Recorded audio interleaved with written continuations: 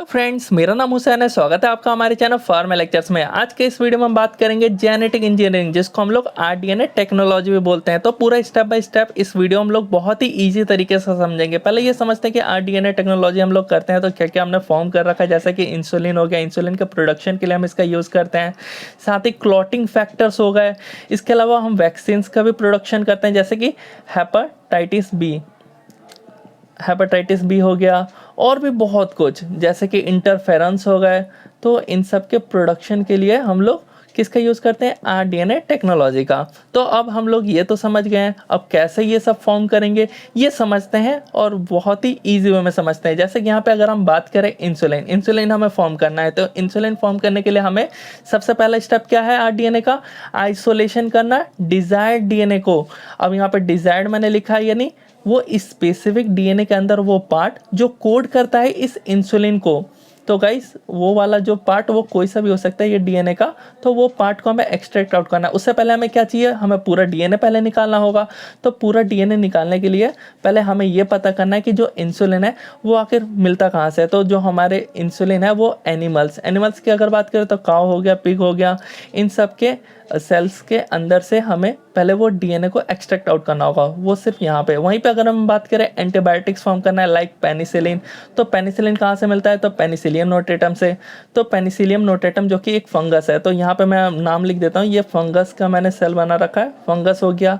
ये जो है ये एनिमल का हो गया, और ये जो आप देख सकते हो ये जो है ये प्लांट का मैंने लिख देता हूँ। और जो यहाँ पे स्टार्टिंग का है ये जो है ये बैक्टीरिया का है। तो और आपको सबसे यहाँ पे एक टेस्ट ट्यूब में ले लेता हूँ। तो सबसे पहले आपको मैंने बता दिया, इंसुलिन के लिए आपको एनिमल सेल चाहिए। अगर पेनिसिलिन आप फॉर्म कर रहे हो तो फंगस चाहिए। दूसरों चीज़ों के लिए बनाना हो तो बैक्टीरिया या फिर प्लांट चाहिए। तो आपको उसी अकॉर्डिंग सबसे पहले उस सेल को उठाना है और एक टेस्ट ट्यूब के अंदर पुट आउट कर देना है। जैसे टेस्ट ट्यूब के अंदर पुट आउट करोगे तो अब क्या चाहिए? डीएनए चाहिए। तो डीएनए चाहिए तो उसके लिए हमें सबसे पहले इनके जो सेल वॉल है, मैं यहाँ पे लिख देता हूँ सेल वॉल को डाइजेस्ट करना है। तो डाइजेस्ट करने के लिए हमें मालूम है बैक्टीरिया का सेल वॉल किस चीज़ से बना है? तो इसका पेप्टिडोग्लाइकन से बना हुआ है। तो पेप्टिडोग्लाइकन को डाइजेस्ट करने के लिए हम लोग लाइसोजाइम्स का यूज़ करते हैं। और वहीं पे अगर प्लांट सेल का जो सेल वॉल है वो किस से बना हुआ है? तो प्लांट सेल का जो सेल वॉल है वो बना हुआ रहता है सेलुलोज से। तो हमें चाहिए सेल्यूलेज। वहीं पे एनिमल्स की बात करें तो यहाँ पे कोई नहीं होता, और फंगस की बात करें तो काइटिन का बना हुआ रहता है। तो इसके लिए हमें काइटिनेज चाहिए। तो काइटिनेज हमने ले लिया, जिसकी वजह से इनका सेल वॉल जो है वो ख़त्म हो गया। अब सेल वॉल के अलावा बात करें तो सेल मेम्ब्रेन। तो सेल मेम्ब्रेन के लिए हम क्या करेंगे? सेल मेम्ब्रेन के लिए हम लोग मालूम है सेल मेम्ब्रेन किस चीज़ से बना हुआ रहता है? एक प्रोटीन हो गया, तो और एक हो गया हमारा फॉस्फोलिपिड। तो प्रोटीन हो गया, मैं यहाँ पे लिख देता हूँ। प्रोटीन के लिए जो हम लेंगे वो प्रोटीएज लेंगे, प्रोटीएज, जो कि प्रोटीन को डाइजेस्ट करेगा। और जो फॉस्फोलिपिड है, तो फॉस्फोलिपिड को डाइजेस्ट करने के लिए हमें क्या चाहिए होता है? तो इसके लिए लाइपेज एंजाइम चाहिए होता है। तो हमारा जो सेल वॉल हो गया, सेल मेम्ब्रेन हो गया, डाइजेस्ट हो चुके हैं। अंदर की साइड अगर आरएनए है तो आरएनए के लिए राइबो न्यूक्लियस हम लेंगे, राइबो न्यूक्लियस। अब ये राइबो न्यूक्लियस डालते ही आरएनए भी खत्म। तो हमारा जो डीएनए है ना वो एक सस्पेंशन फॉर्म में मिल जाएगा।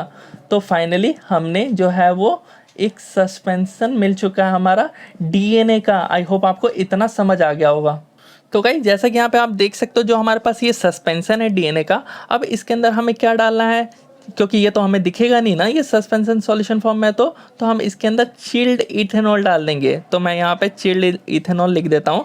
जैसे ही चिल्ड इथेनॉल इसके अंदर डालोगे ना तो डीएनए का पीपीटी यानी प्रेसिपिटेट फॉर्म हो जाएगा। और ये जो प्रेसिपिटेट इसके अंदर फॉर्म होगा ना, ये थ्रेड लाइक स्ट्रक्चर आपको दिखेगा इसके अंदर। इसके अंदर आप देखोगे ना तो थ्रेड लाइक। अब ये थ्रेड लाइक स्ट्रक्चर आप देख रहे हो, तो इसको आपको रिमूव आउट कर लेना है।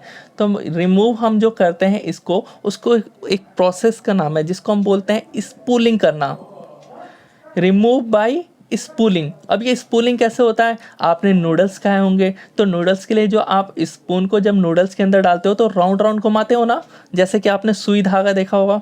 तो जो धागा होता है वो एक लिपटा हुआ रहता है राउंड शेप में, उसी टाइप से आप इसके अंदर डालोगे और घुमा करके निकाल लेना है पूरा डीएनए को। जिसकी वजह से हमारा पूरा अब डीएनए मिल चुका है। अब डीएनए मिल चुका है तो हमें डिजायर्ड पार्ट के लिए हम क्या करेंगे, कट करेंगे। तो वो मैं समझा देता हूँ। सो गाइस, जैसा कि यहाँ पे आप देख सकते हो, हम क्या करेंगे, कटिंग करेंगे डीएनए का। जो हमारे पास वो थ्रेड वाला आया था ना, इसको अब कट करेंगे किससे, तो रेस्ट्रिक्शन एंजाइम, इन्हीं को तो हम मॉलिक्यूलर सीजर बोलते हैं। अब ये जो रेस्ट्रिक्शन एंजाइम है, तो थोड़ा सा और मैं आपको यहाँ पे डिटेल में इनको समझाना चाहूँगा कि रेस्ट्रिक्शन एंजाइम ना दो तरह के होते हैं, अगर आपको पता हो तो। एक तो एक्सोन्यूक्लियस होता है, एक्सोन्यूक्लियस, और एक होता है जो वो एंडोन्यूक्लियस, एंडोन्यूक्लियस।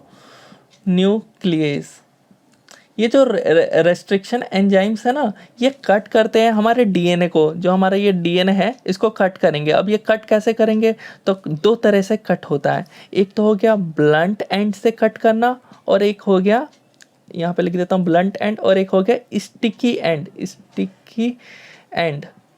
तो जो हमारा एक्सोन्यूक्लियस है, ये वाला आप देख रहे हो, ये सिर्फ और सिर्फ स्टिकी एंड को कट करता है। वहीं पे जो एंडोन्यूक्लियस आप देख रहे हो, ये स्टिकी एंड और ब्लंट एंड दोनों तरीके से ये कट कर सकता है। अभी ये भी समझाऊंगा स्टिकी एंड ब्लंट एंड होता क्या है। तो उससे पहले अगर मैं इसके एग्जाम्पल बताऊँ एंडोन्यूक्लियस का, तो इसका आप लिख सकते हो बैम H1 और इको R1, जो कि ऑलरेडी आपने 12th में पढ़ रखा होगा। एक्सो की बात करें तो XRN1, या फिर आप लिख सकते हो एक्सोन्यूक्लियस 1। दो मैंने एक्सोन्यूक्लियस के एग्जाम्पल बता दिया और दो एंडोन्यूक्लियस के एग्जाम्पल बता दिया। तो ये एग्जाम्पल आपको याद रखना है। अब ये देखो, ध्यान से देखना है आपको, ये ब्लंट एंड होता क्या है, स्टिकी एंड होता क्या है। जो आपका डीएनए है, मैं यहाँ पर डीएनए फॉर्म कर देता हूँ। अब ये कट कैसे करेगा, तो जो आपके डीएनए, इसके अंदर बेस पेयर्स होता है, प्यूरिन्स पिरिमिडिन्स का। तो यहाँ पे मैं दिखाता हूँ GAATTC, और ये जो आप देख रहे हो CTTAAG, इसको हम लोग पैलिंड्रोमिक सीक्वेंस कहते हैं। आई होप आपको मालूम होगा। तो क्या करता है ना, जो हमारा स्टिकी एंड की बात कर रहे हैं, स्टिकी एंड सिर्फ और सिर्फ हम एक्सोन्यूक्लियस भी कट कर सकते हैं, एंडोन्यूक्लियस भी कर सकते हैं। अगर हमने डीएनए में ये डाला एक्सो एंडोन्यूक्लियस का, तो ये क्या करेंगे, ये इस सीक्वेंस को पता करेंगे और यहाँ से कट कर देंगे। ये देखो, ये रहा, और वहीं पे ये वाला पार्ट नीचे वाला अलग हो जाएगा। ये दोनों एंड आप देख रहे हो, ये कट करेगा। ये कैसे कट करेगा, थोड़ा और अच्छे से मैं आपको समझाऊंगा। और जो ब्लंट एंड आपको पता चल रहा है, ये ब्लंट एंड सिर्फ इसको बोला गया। GAATTC यहाँ पे लिख देता हूँ, CTT और GAA, तो GAA। तो ये कुछ सीधा सीधा कट कर देगा, यहाँ से ऊपर नीचे और यहाँ से ऊपर नीचे। तो ये पार्ट अलग, ये पार्ट अलग। तो सबसे एक और एग्जांपल आपको मैं दिखाना चाहूँगा। ये तो आप समझ गए होंगे स्टिकी एंड क्या होगा और ब्लंट एंड कैसे कट करता है हमारे रेस्ट्रिक्शन एंजाइम्स। अब क्या होता है, जो हमारा डीएनए होता है, सो गाइस एक्चुअल में होता क्या है, जो आप यहाँ पे देख सकते हो डीएनए को, यहाँ पे डीएनए आप देख रहे हो पूरा। अब इसको जो रेस्ट्रिक्शन एंजाइम्स कट करते हैं, वो अलग अलग शेप्स में कट करते हैं, अलग अलग साइजेस में कट करते हैं। तो जैसे कि यहाँ पे आप देखते हो, छोटा या बड़ा, मतलब एक साइजेस में नहीं काटते हैं, बिकॉज वो सिर्फ इन सीक्वेंस को ढूंढते हैं। जैसे कि मैंने अभी आपको एग्जांपल बताया था, क्या होता है, जैसे ये सीक्वेंस मिलता है, जो भी हमारा डिजायर्ड पार्ट है, जैसे ये वाला इतना पार्ट हमें चाहिए, तो ये वाला जो पार्ट है ये हट जाता है यहाँ से, और ये भी हट जाता है यहाँ से। ये वाला जो पार्ट आप देख रहे हो ना, ये कहाँ, ये वेक्टर में ज्वाइन होने के लिए इसका यूज़ होता है। ये वाला पार्ट, ये जब होता है, जिसको हम लोग लाइगेशन से हम लोग ज्वाइन करते हैं। तो गाइस इतना आपको समझ आ गया होगा, रेस्ट्रिक्शन एंजाइम डाला हमने, जो कि नेक्स्ट स्टेप था, और यहाँ से ये कट हो चुका है, और हमारे जो डिजायर्ड पार्ट है वो ये रहा। तो गाइस ऐसा बहुत इन सभी के साथ हो रहा होगा, इसके साथ, इसके साथ, इसके साथ, इसके साथ, ये सारा। अब कौन सा वाला है डिजायर्ड पार्ट, उसके लिए हम क्या करते हैं, जेल इलेक्ट्रोफोरेसिस, जो कि आई होप आपको मालूम होगा। जेल इलेक्ट्रोफोरेसिस, जो कि अंदर की साइड में जेल मीडियम होता है, जो कि एग्रोस जेल होता है, और यहाँ पे इलेक्ट्रिसिटी प्रोवाइड करवाते हैं। अंदर की साइड में अपना जितना भी ये सारा डीएनए होगा सब इसके अंदर डाल देंगे, और यहाँ पे ना एक साइज बना हुआ रहता है, यहाँ पे इसी के टच में रहता है, और यहाँ पे साइज से हम पता करते हैं। जैसे इसका साइज जो है वो 10 KB का है, 10 किलो बेस पेयर्स। इसका जो है वो है 8 KB का है। वहीं पे अगर इसका बात करें, ऐसे ही छोटा होगा तो वो कम हो जाएगा, 8 KB से कम हो जाएगा, और ज़्यादा छोटा हुआ तो 250 बेस पेयर्स। पहले किलो बेस पेयर्स होते हैं, फिर बेस पेयर्स में आ जाते हैं 200 बेस पेयर्स। तो ये जो बेस पेयर्स आप देख रहे हो, ये किसकी बात कर रहा हूँ मैं, साइजेस की बात कर रहा हूँ मैं। तो गाइस अब जेल इलेक्ट्रोफोरेसिस में जैसे हमने डीएनए को पुट किया, इलेक्ट्रिसिटी प्रोवाइड किया, तो पॉजिटिव से नेगेटिव की तरफ मूव करना स्टार्ट होंगे। जिसका साइज़ छोटा वो पास में होगा, जिसका साइज़ बड़ा वो दूर होगा। तो जिसका साइज़ बड़ा होगा वो आपको मालूम है किलो बेस पेयर्स, और जिसका साइज़ छोटा होगा वो ओनली बेस पेयर्स। तो क्या होता है ना कि हम यहीं से देखते हैं, और इथिडियम ब्रोमाइड और यूवी लाइट, तो मैं यहाँ पे लिख देता हूँ इथिडियम ब्रोमाइड और यूवी लाइट के प्रेजेंस में देखते हैं कि ऑरेंज बैंड्स आ चुके हैं। तो ऑरेंज ये जो होते हैं ना कलर्स, ये ऑरेंज हो जाते हैं जैसे ही हम इसको एक्सपोजर में करते हैं, जिसकी वजह से ये हमें आई से दिखाई देने लगते हैं। तो हमें वो पर्टिकुलर जो है वो सिलेक्ट करना होता है, और जो जीन ऑफ इंटरेस्ट हम बोलते हैं या फिर डिज़ायर्ड जीन बोलते हैं, फिर टारगेट जीन कहते हैं, और वो हमने सिलेक्ट करेंगे तो कुछ वो ऐसा दिखेगा। अब आपको समझ आ गया होगा, यहाँ से जो भी कोड करता होगा पेनिसिलिन को या फिर इंसुलिन को, वो वाला हम यहीं से जेल इलेक्ट्रोफोरेसिस के बाद से उठाएंगे, और उसको उठा करके हम लोग जो वेक्टर्स होते हैं उसके साथ ज्वाइन करवाते हैं। और जो वेक्टर का स्ट्रक्चर है वो ऐसा होता है, डबल स्टैंडर्ड होते हैं, और ये सर्कुलर टाइप का स्ट्रक्चर होता है। मैंने थोड़ा सा अच्छे से और बना देता हूँ। सो गाइस नेक्स्ट स्टेप आपको लिख लेना है। नेक्स्ट स्टेप है जो कि थर्ड स्टेप है, ये जॉइनिंग का, यानी जिसको हम लोग लाइगेशन बोलते हैं। जैसे ही हमारा डिजायर्ड जो जीन है वो मिल गया है, तो उसको प्लाज्मिड में अटैच करना। प्लाज्मिड का स्ट्रक्चर ये रहा जो कि आप देख ही सकते हो, और इसको मैंने थोड़ा सा मॉडिफाई इस टाइप से बना दिया राउंड शेप में, ताकि आपको समझने के लिए ईजी होगा। तो जैसे ही आप राउंड शेप बनाओगे उसके बाद क्या होता है कि हम इसमें भी RE डालते हैं, रेस्ट्रिक्शन एंजाइम्स डालते हैं। जैसे कि यहाँ पे सीक्वेंस आप देख रहे हो ना, ये किस लिए आया था, जब हमने रेस्ट्रिक्शन एंजाइम डाला था। जैसे कि मैंने बात करूँ स्टिकी एंड्स, इसको मैं बोला हूँ क्योंकि मैंने अभी आपको प्रीवियस टाइम पढ़ाया था, ड्यू टू ये पैलिंड्रोमिक सीक्वेंस है। एक्सोन्यूक्लियस डाला था, तो इसमें भी वही डालेंगे एक्सोन्यूक्लियस, ये भी वैसे ही कट करेगा। अब कट करने के बाद जो आप ये वाला देख रहे हो ना, यहाँ पे आकर के अटैच हो जाएगा। ये वाला देख रहे हो, ये इसके साथ अटैच हो जाएगा। जो बीच में स्पेस होगा वो हमारा डिजायर्ड जीन यहाँ पे बीच में फिट होगा। तो ये जो बीच में डिजायर्ड जीन है और ये प्लाज्मिड है, तो प्लाज्मिड यानी एक वेक्टर है, और जैसे ही ये प्लाज्मिड का DNA जो है, ये पूरा DNA तो है, और जो हमने डाला यहाँ पे अटैचमेंट करवाया है अपना डिजायर्ड जीन को, डिजायर्ड जीन यहाँ पे हमने अटैचमेंट करवा दिया। जैसे ही अटैचमेंट करवाया तो इसको बोला गया है rDNA, यानी दो अलग अलग ऑर्गेनिजम्स को DNA को कंबाइन करना और उसको हाइब्रिड बना देना, यानी दो कंबाइन होकर के ये बने हैं ना, तो इसकी वजह से इसको रिकॉम्बिनेंट बोला गया, यानी rDNA। तो आई होप आपको रिकॉम्बिनेंट DNA समझ आ गया होगा कि ये रिकॉम्बिनेंट DNA है। जो टेक्नोलॉजी हमने यूज़ किया है इस rDNA को फॉर्म करने के लिए, तो rDNA टेक्नोलॉजी। अब इस rDNA तो हमें फॉर्म हो गया, ये तो सिर्फ सिंगल पीसेस है। अब इसको हमें मल्टीपल पीसेस में कन्वर्ट करना है, तो उसके लिए हमें क्या ज़रूरत पड़ेगा, एक होस्ट का। अब ये प्लाज्मिड हम यहाँ पे ले सकते हैं, यहाँ पे कुछ भी ले सकते हैं, ऐसा नहीं है। हम वो देखेंगे कि जो हमारा ये जो है हमने ये कर रखा है डिजायर्ड पार्ट है, वो प्लाज्मिड के अंदर डाले या बैक्टीरियोफेज के अंदर डाले, ये सब क्या है, ये सब वेक्टर्स होते हैं। अब मैं ये बताना चाहता हूँ, थोड़ी देर पहले मैंने आपको जेल इलेक्ट्रोफोरेसिस में बताया था। मान के चलो ये 250 kilo base pairs, 250 base pairs का है ओनली, किलो बेस पेयर्स नहीं। और जो प्लाज्मिड होता है ना, ये 1 KB, यानी ये बड़ा होगा ना, ये छोटा साइज़ का होगा और ये बड़ा साइज़ का होगा, तो ये इसको kilo base pair, 1 kilo base pair से 200 किलो बेस पेयर्स तक का ये होता है प्लाज्मिड। तो देखेंगे कि अच्छा ये ज़्यादा छोटा है, तो हम प्लाज्मिड उसी के अकॉर्डिंग छोटा वाला चूज़ करेंगे। ये बड़ा हुआ तो ये भी बड़ा चूज़ करेंगे। तो हम कोशिश करना है कि जो हमारा प्लाज्मिड हो वो छोटा से छोटा हो, मतलब ये उसके अंदर ईजिली फिट आ जाए और वो छोटा हो। छोटा होने से ये फ़ायदा होता है कि जो हमारा वेक्टर वो ईजिली इंट्रोड्यूस हो जाता है हमारे होस्ट के अंदर। अब क्या करना है, नेक्स्ट स्टेप जो कि फोर्थ स्टेप है वो समझा देता हूँ आपको। अब गाइस ये देख सकते हो, ये मैंने छोटा सा बना दिया rDNA को, और होस्ट हमारा बड़ा बनाया मैंने यहाँ पे।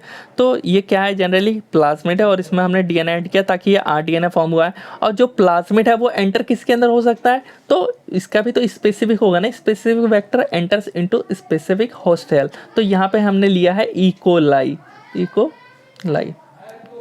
तो इकोलाई के अंदर हमें एंटर करवाना है। तो एंटर ऐसे ही थोड़ी हो जाएगा, तो उसके लिए हमें बहुत सारे मेथड्स होते हैं, जैसे कि माइक्रो इंजेक्शन, थोड़ा सा कॉम्प्रोमाइज़ कर लेना गाइस, माइक्रो इंजेक्शन हो गया। और ऐसे ही जीन गन का हम यूज़ करते हैं। जीन गन को ही हम लोग हम क्या बोलते हैं, इसको बायोलिस्टिक बोलते हैं। वहीं पे अगर हम बात करें इसके अलावा, तो इलेक्ट्रोपोरेशन का यूज़ करते हैं, और हीट एंड कूल हम करते हैं। Next matter, heat and cool continuous, alternate करते हैं, एक बार हीट एक बार कूल, अल्टरनेट। पास में रख करके क्या होता है, और एक और भी हम करते हैं, इंक्यूबेशन करना होता है। जनरली क्या होता है कि हमारा जो ये होस्ट सेल है और जो हमारा आरडीएनए है, माइक्रो इंजेक्शन में हम लोग क्या करते हैं, इसके अंदर इसको करवाना होता है इंट्रोड्यूस अंदर की साइड में। वेक्टर का काम है सेल्फ रेप्लिकेशन करना, और 1 से 2, 2 से 4 ऐसे डिवाइड अंदर की साइड में होते रहते हैं। जिन गन का भी आपको मालूम है, बैलिस्टिक, जिसके अंदर हम लोग जो है बॉम्बार्डमेंट करते हैं हाई वेलोसिटी से, जिसमें हम लोग क्या करते हैं, जो हमारा पार्टिकल, जो हमारा आरडीएनए हमने ये फॉर्म किया है, इसके ऊपर कोटिंग कर देंगे, किसका, गोल्ड का या फिर टंगस्टन का, ये आपने 12th में पढ़ा होगा। और उसके बाद हाई वेलोसिटी से बॉम्बार्डमेंट करेंगे, जिसकी वजह से वो इसके अंदर आ जाता है। वहीं पे इलेक्ट्रोपोरेशन यानी हाई इलेक्ट्रिसिटी प्रोवाइड करवानी है, ताकि यहाँ पे पोर्ट्स बन जाए। बहुत ही कम टाइम के लिए प्रोवाइड करवाना है हाई इलेक्ट्रिसिटी, और पोर्ट्स जैसे बनेगा वैसे ही हमारा एंटर हो जाएगा हमारा आरडीएनए। और यहाँ पे लास्ट में क्या है, हीट एंड कूल, और इसके पास में रख देना है अपना डीएनए को, और इसको क्या करना है, हीट एंड कूल कंटिन्यूअस करना है, एक बार हीट एक बार कूल, एक बार हीट एक बार कूल, जिसकी वजह से ये वाला जो है हमारा आरडीएनए वो अंदर के साइड में चला जाएगा। और जैसे ही गाइस अंदर के साइड में जाएगा, उसके बाद क्या होगा वो स्टेप्स मैं आपको बता देता हूँ। ये नेक्स्ट स्टेप था 4। तो जैसे ही अंदर के साइड में गया तो एक्सप्रेशन यानी स्टेप 5 जो है वो है, स्टेप 5 एक्सप्रेशन होगा। किसका एक्सप्रेशन होगा, हमारे जीन का, जो हमने आरडीएनए डाला, और ये क्या करने लगा, मल्टीपल कॉपीज तैयार करने लगा। तो ये कुछ देर में क्या होगा, ऐसा हो जाएगा, बहुत सारी कॉपीज तैयार कर लिया, और जो हमारा होस्ट है ना, ये भी डिवाइड होने लग जाएगा, बहुत सारे डिवाइड्स होंगे, ताकि हमारा बहुत सारे यहाँ पे आपको फॉर्म मिलेंगे। और ये देखो गाइस कितने सारे हमें मिलने लग गए।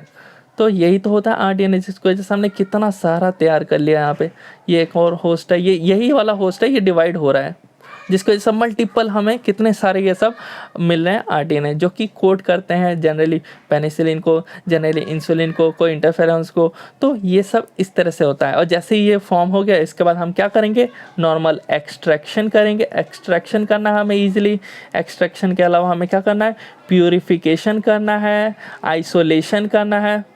प्यूरिफिकेशन और आइसोलेशन करके हमें निकाल लेना है। बस इतना सही तो काम करना है, और बस हमारा प्रोडक्ट जो है वो रेडी हो गया। आई होप आपको ये टॉपिक एकदम अच्छे से समझ आ गया होगा।